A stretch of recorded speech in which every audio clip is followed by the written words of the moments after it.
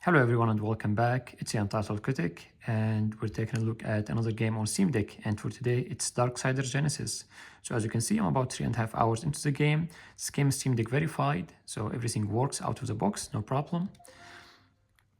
So this game is by far the most unique out of the Darksiders games. Obviously they changed a lot in this game. First of all, it's being made by a different team. It was released in 2019, just a year after Darksiders 3. So obviously they were working at the same time on both games. It switches the point of view. So instead of being like a third-person perspective, it uses like Diablo-like isometric point of view, similar to all these BC looters, dungeon crawlers. However, this game does not feature any loots basically. So it's not. Yeah, this is a very cool cinematics. So it's more of a mission based. You take missions, you go to the mission area, be it a dungeon, just an open space, you do that mission and you move on. So in a way, it's really more of like a gameplay mission structure is really more of a Darksiders 1 and Darksiders 3, even Darksiders 2, but obviously it's missing the loots from Darksiders 2. And in this game, you play as Strife, the fourth horseman, and pretty much the funniest one. He's really funny and really cool. So this is him. You also play as War, which is really cool from the first game. It's worth mentioning that this is a prequel. It does not continue like with the main plot line of the previous Darksiders games. Still, really cool game, really great story. Graphics looks great. You know what? Let's just take a quick look at the settings. So I did make some changes. So by default, this game was running on Ultra. Everything was on Ultra. Anti-aliasing, texture quality, post processing, and I felt that was a bit of overkill. So I turned it just like one step down to high, which is still like really, really high quality. Sorry, I should have turned this on.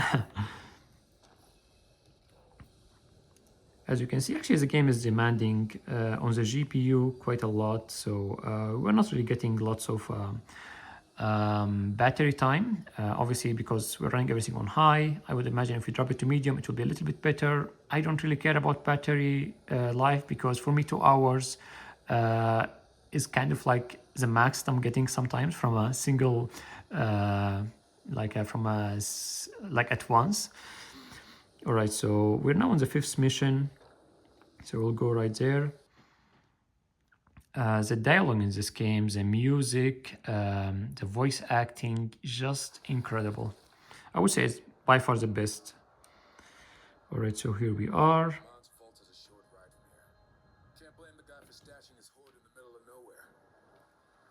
The demon is obsessed with material riches. Wealth is nothing more than a prison. Come on. Don't you ever want to take a little slice for yourself? We are trusted to uphold the balance. That honor is payment enough. If you ask me, upholding the balance usually leaves us high and dry. Ours is a righteous cause. Is that why we're working with Samael behind the council's back? Our situation is complicated. The sooner we settle these affairs, the better. War. A good soldier gone rogue. Relax and you might enjoy it. So as we see here, we got a bit of frame trips, a little bit, when enemies showed up. And we're getting like actually quite a lot of enemies. Sometimes we get even more than this.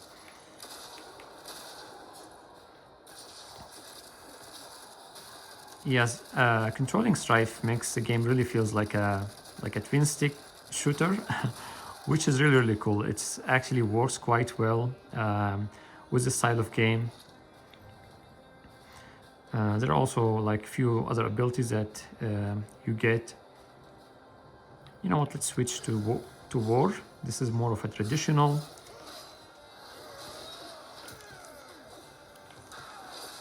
We do his famous move from the first Darksiders game. Finishes with a B button as always. Yeah, I'm getting... I got stuck a little bit there with the boxes. That's fine. Actually, I didn't even look up the mission recommended level. I noticed like for the last couple of missions, I was really playing the game on a... Oh, what happened to this enemy? Because that's weird. He just got stuck in the environment and then forgot that he's supposed to fight.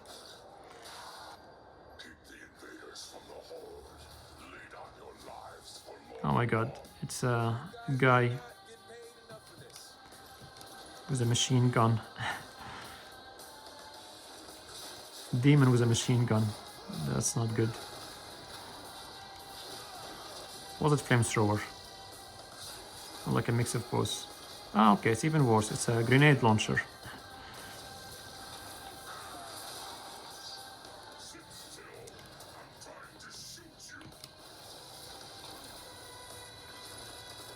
Yeah, for this enemy, I prefer just to use Strife. Yeah, it's also a minigun. Almost forgot. There was like another enemy similar, but he was using like a flamethrower. Or maybe he was breathing fire.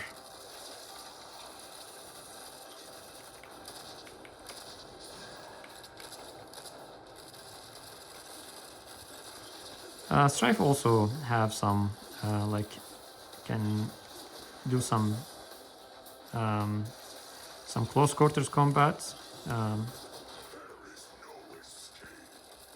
this is getting a little bit.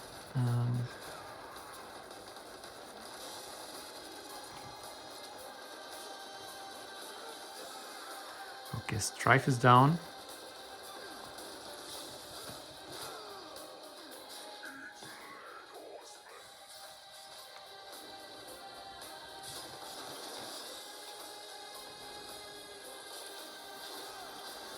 The music in this game is also a winner.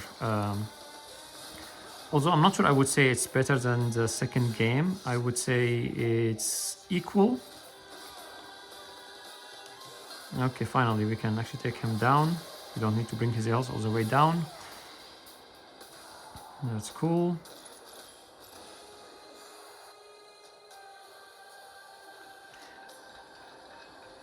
Sorry, I was talking about the music. I don't think it's like it's really difficult to compare with the second game, because the second game was just like incredible. It was composed by Jasper Kidd, you know, the composer of the Assassin's Creed games. So, you know,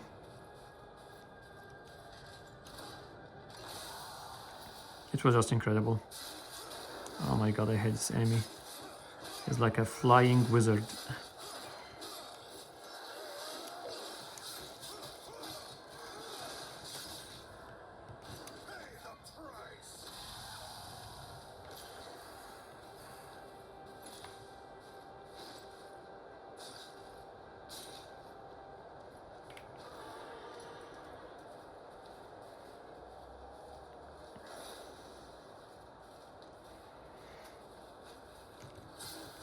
Also fight from... Ouch. Didn't notice these were explosive barrels. That's fine. Yeah, I think I'm terribly under level for this level, for this mission, but that's fine. Yeah, there is like something called like a creature cores, which is like this system where as you kill some specific types of enemies, you collect like a core that represents them, and then if you collect more of these cores, then it gets leveled up and it gives you like different powers.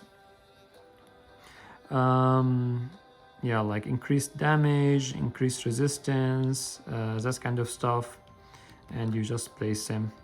So yeah, currently I've only been playing the game for like 3.5 hours. Didn't really collect bunch of these. You can also buy some from Volgrim. Yes, Volgrim is back, which is great as always. Guess my mom's been bringing a lot of loot down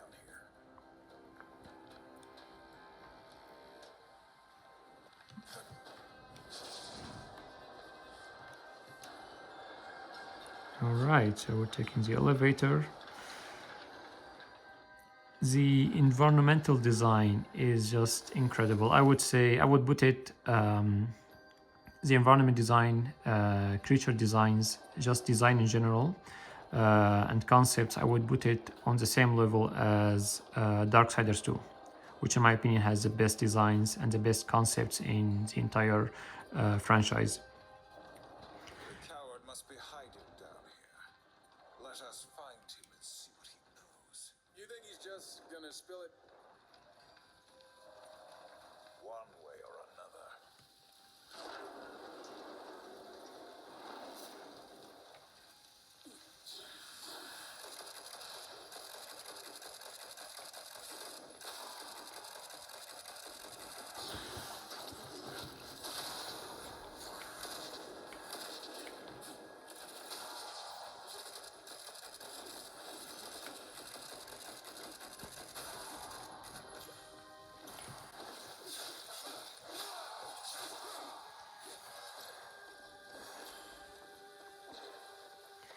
It's also super cool to see war back in a in a modern game.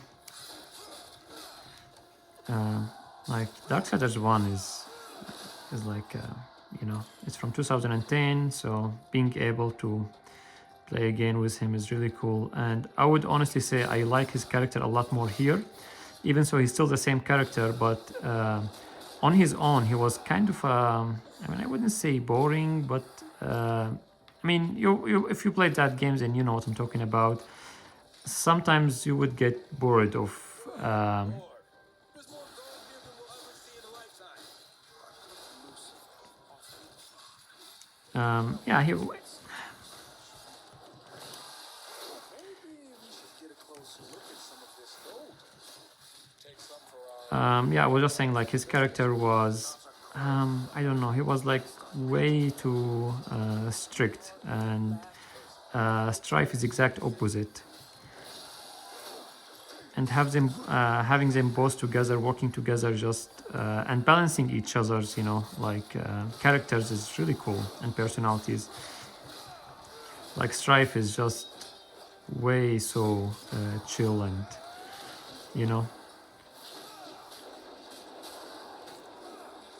oh my god, that's a lot of gold. This reminds me of The Hobbit. Oh yeah.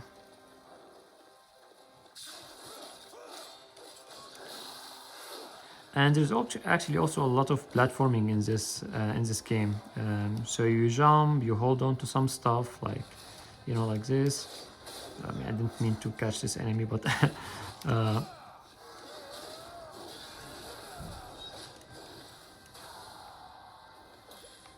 it's very satisfying. Oh, dude with a big sword.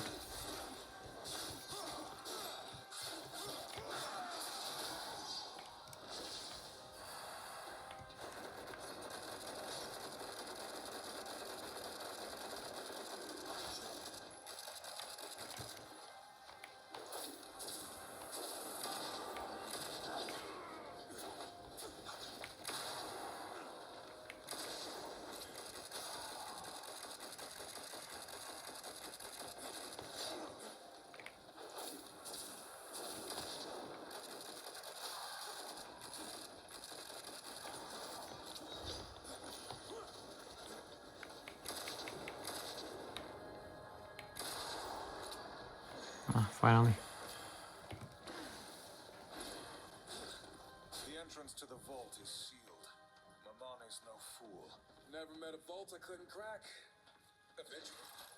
We got this.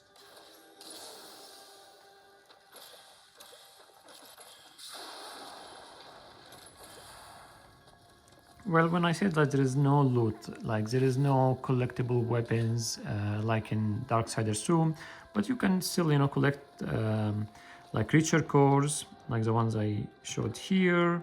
And you know, you collect souls. Is it called souls? I mean, lurchers, whatever it was called. And then you use them like as a currency to buy stuff from Volgrim. You know, obviously you have also the boatman coins that you need.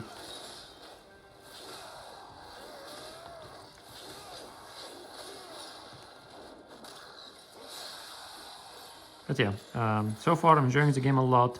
You may have noticed that there was some dips in frame rate, but honestly, due to how pulled out the camera is, and since it's like isometric and you know it's not like very close to the character, you don't really notice that these dips in frame rate, you know, because also the camera is not really moving like crazy all the time. And I guess this is why frame rate is most important in like first-person shooters, and the more you pull the camera away from the actions, less the frame rate or the drips in frame rate become noticeable. And even then, you know, the frame rate here is, I would say, is quite stable for the most part. You can drop some of the settings to medium, but for me, I think it's perfectly playable. 60 frames per second, can drop to the 40s sometimes, but that's about it. It still has this smooth feeling to it.